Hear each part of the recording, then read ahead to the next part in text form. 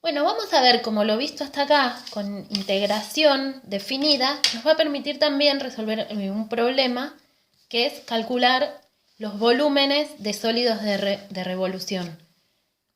Vamos a ver que tanto en la industria como en el arte, en muchas aplicaciones, se obtienen piezas al hacer rotar objetos en torno a un eje.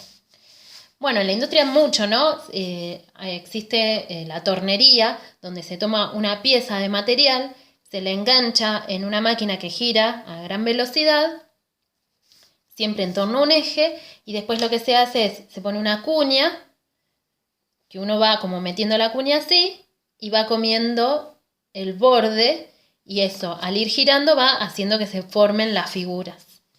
También se usa mucho en cerámica, ¿no? Por ejemplo, un cuenco como este, vamos a asumir por ahora que este cuenco es sólido, que tiene todo material adentro, que no está hueco.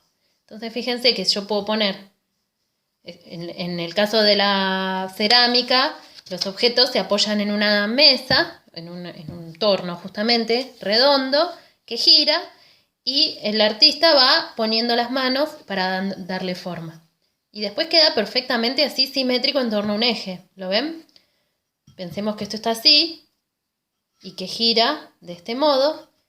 Bien, entonces lo que yo puedo ver afuera, por ahora nos olvidamos del adentro, es que hay un contorno. Bien, yo puedo dibujar esta línea, este contorno, acá. Y la idea es que como nosotros vamos a usar el análisis matemático para calcular este volumen, es que nosotros le podamos encontrar a esta línea de borde una expresión matemática que la represente, es decir, una función. Entonces es lo que vamos a hacer acá.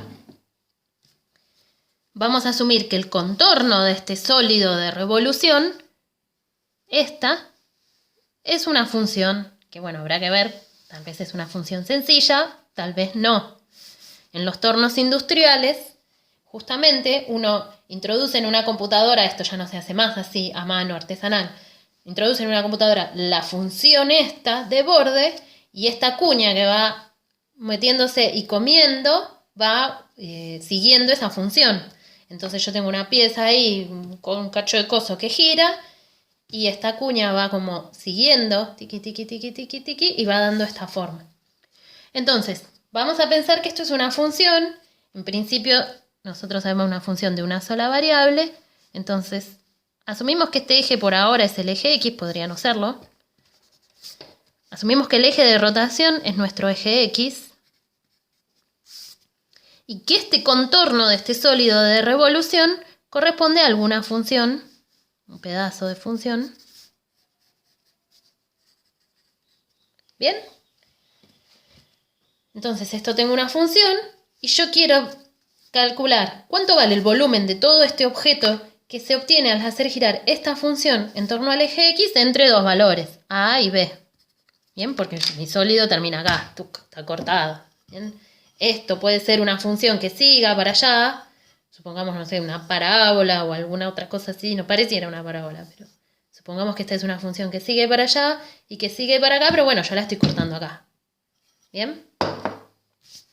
Bueno, entonces, ya si nosotros podemos hallar esta expresión, que por ahora en los ejercicios que vamos a ver acá, se las vamos a dar esa expresión, podemos calcular este volumen. Bien, la forma de calcular este volumen es bastante sencilla, usando integrales, va a ser, pero yo quiero que veamos un poquito la idea detrás de eso, por qué la expresión que les voy a dar representa eso. Y van a ver que es análoga a cuando nosotros calculábamos área. Cuando calculábamos área bajo la curva, ¿bien? A ver si. Cuando calculábamos área bajo la curva, tomábamos un área, tomábamos una función f de x entre un a y un b, y yo quería hallar esta área. Entonces, ¿qué hacíamos? Lo que hacíamos era tomar rectangulitos, cuya altura correspondiera a la función de f, bueno, ahí. Bien, en uno de sus extremos. Vamos tomando rectangulitos y decíamos que si sumábamos todas las áreas de los rectangulitos, aproximábamos al área E. Y para obtener una mejor aproximación teníamos que achicar los rectangulitos. Obviamente achicar los rectangulitos implica achicar la base de los rectangulitos, porque la altura siempre va a estar dada por el valor de la función. La altura de los rectángulos está dada por el valor de la función. Lo que hacíamos era achicar la base. ¿Y por qué hacíamos eso? Bueno, porque calcular área de rectángulos es fácil, es algo que ya conocemos, ya lo sabemos. En este caso vamos a hacer algo análogo, pero en 3 dimensiones. ¿Qué vamos a usar en vez de rectangulitos? Vamos a usar cilindritos. Bien, yo quiero aproximar este volumen. Entonces lo que voy a hacer es, en lugar de separar esto en rectangulitos, lo voy a separar en cilindritos. Es decir, voy a tomar este segmento AB en el eje X y lo voy a separar, vamos a suponer, no sé, ni lo hice con regla, bueno, más o menos. Lo vamos a separar en cilindros de 1 centímetro. Bueno, el último no me quedó, pero bueno, más o menos. Ahí. Entonces yo acá voy a tener, estos son valores de X, ¿no? Entonces yo acá lo que voy a tener es un primer cilindro cuyo radio, fíjense, el radio de este cilindro, que es la distancia que hay de acá al centro, acá, es F en B. Bien, o podemos empezar vamos a empezar del otro lado, así no nos complicamos. Empecemos por acá. Tomo un primer cilindro.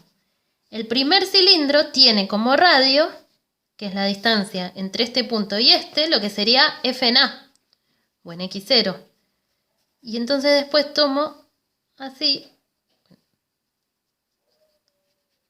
Este sería, digamos, el primer cilindro. El segundo tiene como radio este valor, entonces sería este. Bueno, ahí. El tercero tiene como radio este valor, por lo tanto me quedaría este otro cilindro acá.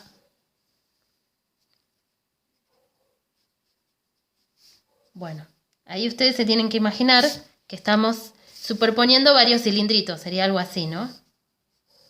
Bueno. A ver, ahí un cilindro. Vamos a dibujar algo más prolijo, así se entiende cuál es la idea detrás de esto. Este sería el primer cilindro. Atrás pegado tengo otro cilindro.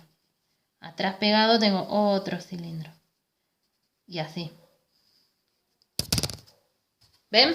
Voy como metiendo, en vez de pensar que esto es todo un continuo así, estoy pensando que estoy pegando un cilindrito al lado del otro.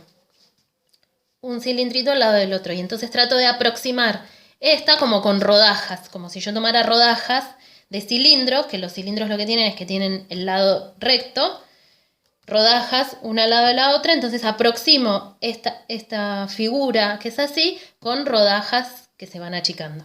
Bueno, esa es la idea, ¿no? ¿Cómo es el radio? Cada cilindro tiene de radio la función en ese valor de X. Es decir, acá el radio es f de A, acá es el radio es f de A más delta X, acá el radio es f de A más 2 veces delta X, ¿lo ven? Cada radio va tomando el valor de la función de cada cilindro.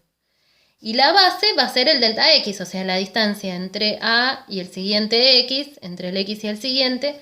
La altura de cada cilindro va a ser delta X. Entonces, la altura de cada cilindro es delta X. Y el radio de cada cilindro va a ser f de X en ese X.